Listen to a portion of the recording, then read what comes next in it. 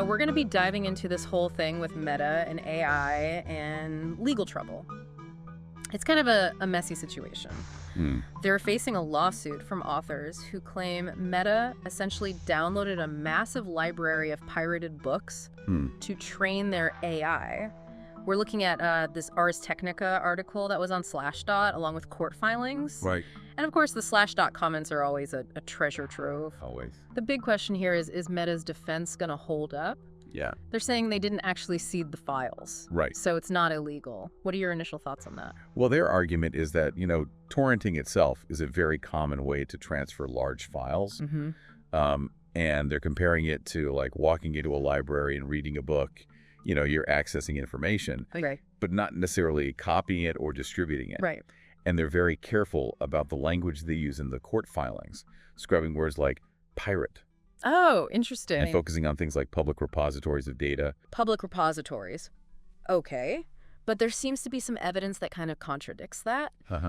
There's testimony from Michael Clark, who's a Meta executive, who actually admitted that they modified their settings to minimize seeding. So it seems like it did happen. Right. So minimizing seeding implies that there was some seeding happening. Yeah. Right. Otherwise, why would you need to minimize it? Exactly. And then there's also this internal message from one of their researchers, Frank Zhang, where he seems to be trying to, hide the fact that seeding was happening to avoid it being traced back to Facebook servers. That's right, yeah. They're trying to cover their tracks a little bit. So what do you make of that? Well, I mean, it's pretty damning, right? Yeah. It suggests that they knew that what they were doing was, at the very least, questionable, and they were trying to avoid any sort of blowback. So the authors are now requesting another deposition in light of this new evidence, which seems to directly contradict what Meta was claiming earlier. It really does. Yeah. And this kind of raises the question of, how are AI companies getting their training data? Yeah. And are the laws around copyright even equipped to deal with this? Because the Slashdot comments, they just exploded when this news broke. Oh, yeah. It's fascinating. It's always a good time over there. Some witty comments, show me the seed. There were some comparisons to Aaron Swartz, who got into a lot of trouble for downloading academic articles. But there's this whole debate about, is stealing even the right word to use here? Well, yeah. Because legally speaking, it's copyright infringement. Right. Which is subtle, but it is an important difference. It is a legal distinction, yeah. And then, of course, there's always the fair use argument that pops up. Oh. What's your take on that? Well, fair use, there's four factors that determine it, right? You have the purpose of the use. You have the nature of the copyrighted work, the amount used, and the effect on the potential market. Right. And, when you look at Meta's case here, they kind of fall flat on all 4 points. They're using entire books, not just like snippets. Yeah. And their AI could potentially replace the need for these books altogether. Right. Which would directly harm the market. Which is one of the 4 factors, right? Exactly. So interesting. And some users on Slashdot brought up this point, which I thought was really fascinating. Even if they didn't technically seed the files, their AI is essentially sharing that data anyway when it generates content based on what it learned from those books. Right. Yeah, you're training your AI on these, supposedly pirated works. Yeah. And then it's spitting out content that is informed by that data. So in a way, you are sort of, redistributing that data in some form. Yeah, like a legal and ethical game of telephone. Exactly. And it kind of taps into this larger concern about whether these massive corporations are playing by the same rules as individuals. Right, because there's a lot of skepticism in those comments. Oh, yeah? People are questioning Meta's actions, especially given their history with user data and privacy. Right. It feels like there's this sense of, hold on, if I downloaded a library's worth of books via torrent, I'd be in huge trouble. Yeah. But Meta gets a free pass. Right. One rule for thee and another for me kind of thing. Yeah, exactly. And it seems like some users are seeing this as a potential turning point. Okay. That could lead to positive changes in copyright law. Interesting. Maybe something that benefits both creators and users. So, what are your thoughts on that? Could this lead to more open data sharing or more balanced copyright terms? Well, it's certainly possible. This case has the potential to really shake things up and force a reevaluation of copyright in the digital age. Yeah. But it does beg the question, is Meta really the right company to be leading this charge, considering their track record? That's a really good point. Yeah. I mean, their defense so far doesn't seem that strong to me. Well, no. I mean, they're kind of downplaying their actions, Yeah. trying to avoid taking responsibility. Yeah, it's almost like they're trying to, like, exploit this technicality without really addressing the ethical core of the issue. Yeah, I mean, imagine saying like, well, I didn't technically break into the house. I just found the key under the mat. Right. You still knew you weren't supposed to be in there. Exactly. And their attempts to conceal their seeding activity really suggests they were aware of the legal and ethical implications. Okay, so let's play devil's advocate for a second here. Okay. What if their argument does hold up in court? What kind of precedent would that set? That's the million-dollar question, right? Yeah. I mean, if the court sides with Meta, it could create this loophole for large corporations to just use copyrighted material under the guise of AI training.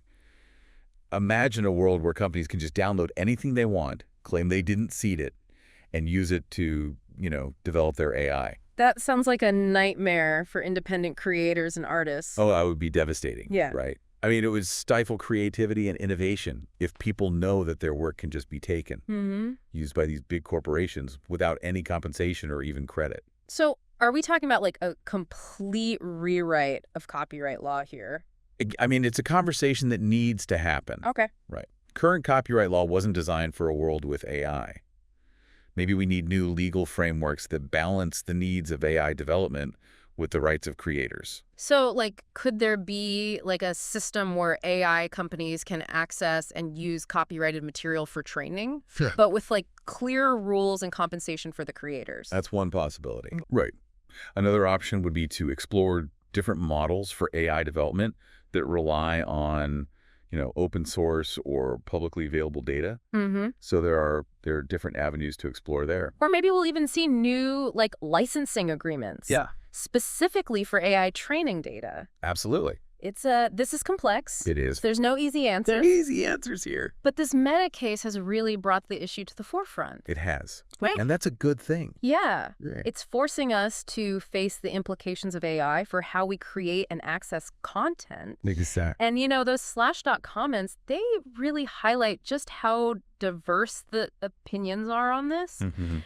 Some people are very much against what Meta did. Yeah. Others see it as, a necessary evil for AI to advance. Right. And then let's be honest, some are just there for the witty one-liners. Oh, of course. That's half the fun. Always. Yeah. But, seriously, this case has the potential to be a landmark decision. It does. That could shape copyright law for years to come. Yeah, it raises this fundamental question. Who gets to control access to information and knowledge in the age of AI? And that's a question with massive implications for all of us. It really is. Yeah. All right, so we talked about, Meta's argument and why people are kind of raising their eyebrows, but let's dig into the specifics of the evidence against them. Like we mentioned the Michael Clark testimony and that internal message from Frank Zhang.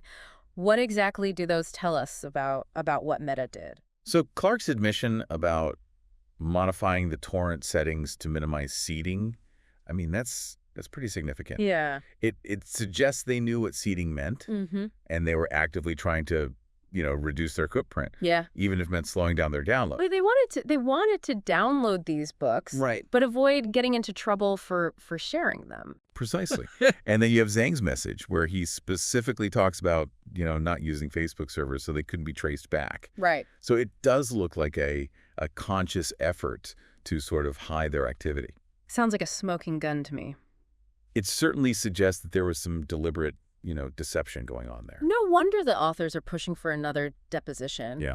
This new evidence just totally contradicts Meta's initial claims. It really does. I mean, it strengthens the author's case that Meta was engaging in copyright infringement. So back to those fiery Slashdot comments. Right. What are people saying about these revelations? A lot of them feel vindicated, like, we told you so. Right. Big corporation like Meta, But there's also a genuine concern about what it could mean for creators. Right. The fear is that if companies can get away with this, it'll stifle, creativity and innovation. Yeah. People won't create if they think it's just going to be stolen. And some people are pointing out the hypocrisy here. Like, Meta has a history of being very aggressive when it comes to copyright claims against individuals on their platforms. Right. So one rule for them and another for everyone else? Yeah. Exactly. So where does this leave Meta's defense? I mean, what's the next move here? Well, their position is looking pretty shaky. Yeah. This new evidence really weakens their claim that they weren't involved in seeding, and they're trying to downplay the severity of their actions, which is probably going to backfire. It's like they're in a tough spot now. Right. Admit to seeding, they face charges, but if they stick to their story, they just look dishonest. Right. So classic legal dilemma. Classic. And this is all happening in the public eye, Right. thanks to Slashdot and other tech news sites. Yeah, it's become a case study, how technology and law and ethics all kind of intersect. Yeah. You know?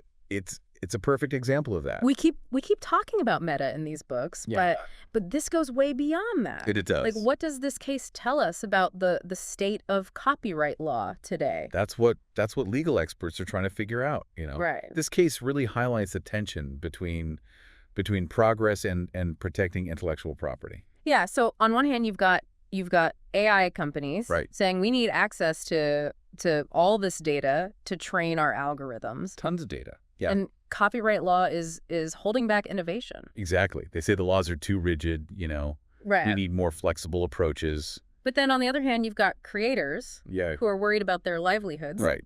Am I going to be able to keep making a living? Yeah, exactly. They're afraid their work could be devalued. Right, exactly. So what's the answer here? Big question. Yeah. I mean, one option is to update the law specifically to address AI.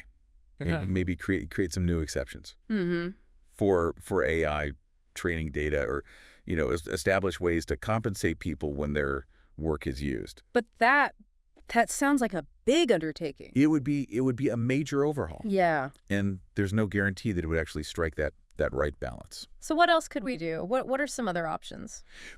Well, we could focus on collaboration. Okay. And data sharing. You know, maybe explore new licensing models that give these AI companies access. Okay. But make sure that creators get paid. So it's like a more cooperative approach. Yeah, less adversarial. Yeah. You know. But we're talking about huge data sets here. Yeah. I mean, negotiating licenses with millions of people. Yeah. That's why some experts are looking at what's called collective licensing. Okay. So you get a bunch of copyright holders together. They pool their rights. Okay. And then they negotiate with the AI companies as a group. That sounds like it would simplify things a lot. It would streamline the process. Yeah. And ensure that, you know, people are compensated. So it seems like there are some potential solutions here. Yeah, there are. It's just a matter of figuring out which one works best. That's the key. Find a solution that works for everybody, right? Yeah. AI's not going anywhere. Yeah. We got to figure out how to make it work for everybody. And this Meta case is really helping us to do that, right? It is. It's a big step. It's forcing us to ask these tough questions and hopefully find some answers. Yeah, and it's a good reminder that technology often moves faster. It does. Than our laws and our ethical frameworks can keep up with. This is a perfect example of that. Yeah. Things are moving so quickly. Yeah. We gotta adapt. It really does feel like we're at this turning point. Yeah. Where the decisions made in this case could have a ripple effect on how we handle AI and copyright for years to come. Yeah, this goes beyond just setting legal precedent, right? It's about setting a culture of responsibility when it comes to AI development. Yeah. You know, respecting creators, but still encouraging innovation. So we've talked a lot about the potential downsides. Right. If Meta wins this case. But what about the flip side? Could there actually be some positive outcomes here? That's a really interesting question. I mean, one potential upside is maybe we'll finally start to understand copyright in a more nuanced and realistic way. Yeah. I mean, this whole situation has forced us to acknowledge that, you know, traditional copyright law, it just wasn't built for AI. Yeah, like trying to fit a square peg in a round hole. Exactly. And nobody wins when you do that. Right. So maybe this will push us towards a more, flexible approach. Okay. That actually works for everybody. Yeah, that sounds ideal. It'd be great.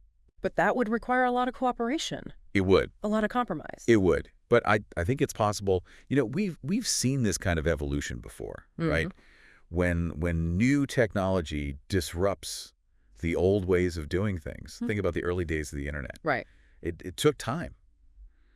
But eventually, you know, we figured it out. Yeah. We developed frameworks. So maybe this is just like another growing pain Exactly. that we have to go through. Another growing pain is a chance to build something better. All right, so to wrap things up here, what's like the one key takeaway Okay. that you want our listener to walk away with from this deep dive? I think the most important takeaway here is, you know, this case is about so much more than just meta and some pirated books. Right. It's really a reflection of the larger challenges we face as a society. Okay. You know, how do we balance these rapid technological advances with, you know, ethical considerations, our existing legal systems?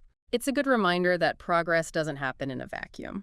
Exactly. We need to be more thoughtful, Yeah. intentional about how we shape the future. Well said. And for our listener right there, I'll leave you with this thought.